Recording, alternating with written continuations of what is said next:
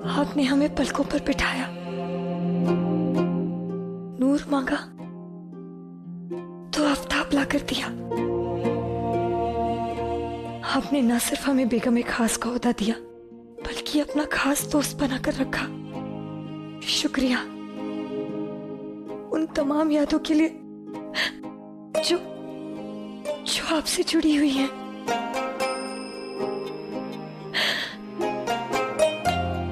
हमारी बाकी की जिंदगी हम उन यादों के साथ गुजार लेंगे, लेकिन जलाल, हमारी सांसों का क्या? हमारी सांसें आपके नाम से जुड़ी हुई हैं। कल जुदा होने के बाद कहीं हमारी सांसें थम ना जाएं। जलाल, आपसे दरख्वास्त है, हम एक और याद अपनी यादों में शामिल करना चाहते हैं। कल आप हमसे जुदा हो जाएंगे, लेकिन तब तक हम आपकी बेगम खास हैं और हमें बेगम खास होने का हक चाहिए। इसीलिए हम चाहते हैं कि आज की रात आप हमारे साथ गुजारें। पूरा एपिसोड देखिए ZEE5 पर। जोधा बेगम, आपको याद है जब जलाल पर शेर ने हमला किया था, तब हम तीनों ने उनके लिए दुआ मांगी थी। हमें लगा था कि सब में से हमारी दुआ में सबसे ज्यादा शिद्दत थी, कि हमारी दुआ सबसे पाक थी, और इसीलिए हमारी दुआ कबूल भी हुई। लेकिन लगता है हमारे लिए किसी ने इतनी शिद्दत से दुआ की ही नहीं। इसीलिए कल हम यहां से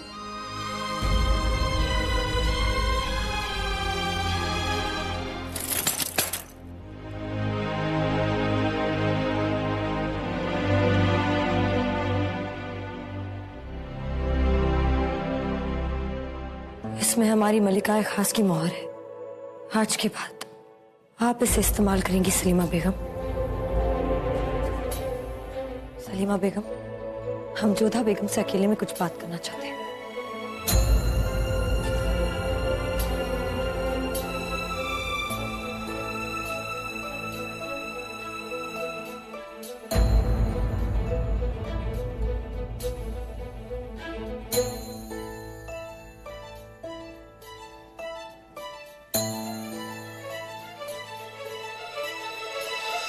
आप बुरा मत मानिएगा जोधा बेगम, क्योंकि हमारी नजरों में सलीमा बेगम ओहदे और उम्र दोनों में आपसे बड़ी है। हरम और मुगल कायदों में बेहतर समझ रखती है, लेकिन हमारी आपसे भी एक इल्तिजा है। आदेश कीजिए रुकैया बेगम। सुना है आप सजने सजाने में बहुत माहिर हैं। आज हमारी इस महल में जलाल के साथ आखिरी रात है, तो हम चाहते हैं कि आप हमें वैसे ही सजाएं, संवारें, जैसे आप खुद को सजाती हैं। हमने कभी खूबसूरत दिखने की या सजने की कोशिश नहीं की, क्योंकि हमें लगता था हमारी खूबसूरती हमारे दिमाग में है, जलाल का दिमाग काबू करने में है। लेकिन खूबसूरती महसूस करने के लिए दिल चाहिए होता है, जो जलाल के पास है ही नहीं। इसीलिए ये बात सच निकली। अगर जलाल के पास दिल होता तो वो हमें कभी तलाक देने की बात नहीं करते। खैर, आज रात के बाद सब कुछ बदल जाएगा। तो बोलिए जोधा बेगम, क्या आज आप हमारा श्रृंगार करेंगी?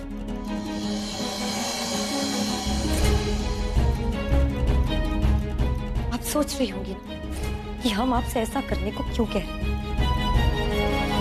क्योंकि आप ही वो वजह है जिनकी वजह से आज की रात हमारी इस हरम में आखिरी रात होगी जलाल के साथ। अगर आज आपने तस्लीम के मामले को इतनी हवा ना दी तो बात इतनी आगे ना बढ़ी कि शहंशाह को हमें तलाक देने की। ये रात आई है तो आपकी वजह से, ये तलाक हो रहा है तो आपकी वजह से।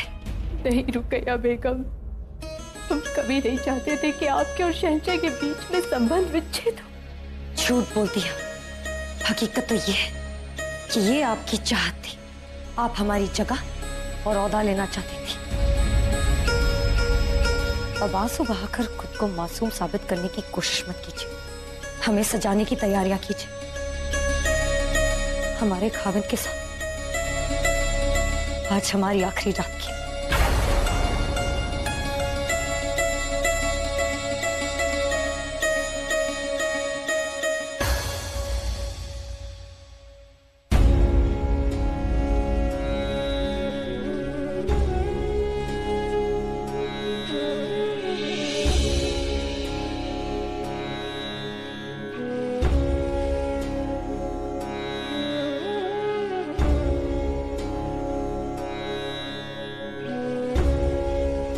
यदि आपको ऐसा लगता है रुकैया बेगम, ये सब कुछ हमारे कारण हो रहा है, तो हम इसे नहीं होने देंगे। किसी भी मूल्य पर नहीं होने देंगे। हम खुशनसीब हैं कि आप लोगों ने हमें बेपनाह मोहब्बत दी और खुदा गवाह है कि हमने भी दिलोजान से कोशिश की है कि आवाम की खैरियत के मुकम्मल इंतजाम कर सके। रियायत के रस्म रिवाज होते हैं जो आप लोगों से बेहतर कोई नहीं जानता, और कुछ रस्म रिवाज हमारी तरक्की को रोकते हैं। वो हमारी तहजीब पर एक दाग होते हैं, और इन्हीं रिवाजों में से एक रिवाज है नाबालिग बच्चियों का निकाह। कभी गरीबी की वजह से, कभी रिवाज के नाम पर, और कभी मजबूरी में इन बच्चियों का निकाह कर दिया जाता है। खिलौने से खेलने की उम्र में इनके सर पर कुंबे का बोझ पड़ जाता है। ये वही लड़कियां हैं जो आने वाली नस्ल को पैदा करती है, जो सल्तनत की मुस्तकबिल है। इसलिए शहंशाह ने एक नया कानून बनाया है कि अब से इस सल्तनत में किसी भी नाबालिग लड़की का निकाह नहीं होगा। इन सब के पीछे शहंशाह की एक ख्वाहिश है कि आप सब लोग नाबालिग निकाह के नुकसान समझें और दिल से इस तरह के निकाह की मुखालफत करें। अपनी बेटियों को समझें और जब तक वो समझदार ना हो उनका निकाह जबरदस्ती किसी से भी ना करवाएं। मगर सूबेदार आदम खान ने इस कानून पर सवाल उठाया है और शहंशाह को याद दिलाया है कि उन्होंने हमसे निकाह तब किया था जब हम दोनों नाबालिग थे, और जब शहंशाह एक नाबालिग लड़की से निकाह कर चुके हैं तो उन्हें किसी और को रोकने का हक नहीं है। और आदम खान को इंसाफ दिलाने के लिए खुद इस कानून की शुरुआत अपने आप से करने का फैसला लिया है, और आवाम के सामने एक मिसाल बनाने के लिए उन्होंने हमें तलाक देने का फैसला किया है।